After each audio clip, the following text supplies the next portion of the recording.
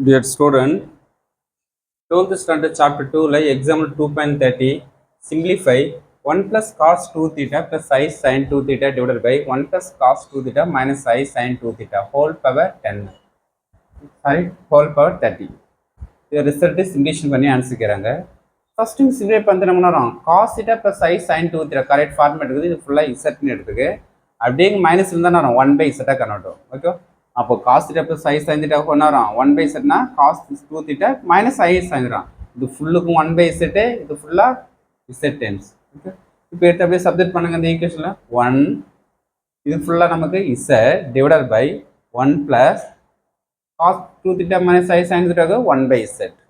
அப்போ இதோட இதுனா சேம் தான் ஆனால் வரும் cos 2 theta plus I sin theta z எடுத்துட்டேன் cos 2 theta minus I sin theta 1 by z எடுத்துருக்காங்க okay whole power 30 equal to just simplify பண்ணுங்க 1 plus z by 1 and z plus 1 divided by z next 1 by z அப்படியே இருக்கும் இது எப்படி செஞ்சிரும் ரெசிப்ரோக்கலா செஞ்சிரும் z மேலே போய்டும் 1 by z கீழே இருக்கும் இப்போ அந்த 1 by z னா 1 by z கேன்சல் ஆகி ரிமைன் z whole power 30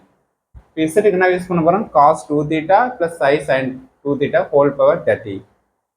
30 நமக்கு இங்கே மல்டிப்ளை பண்ணி டி மார்த்தரை யூஸ் பண்ணுங்க cos 60 into theta plus I sin 60 into theta இது நமக்கு இதோட simplification answer okay thank you student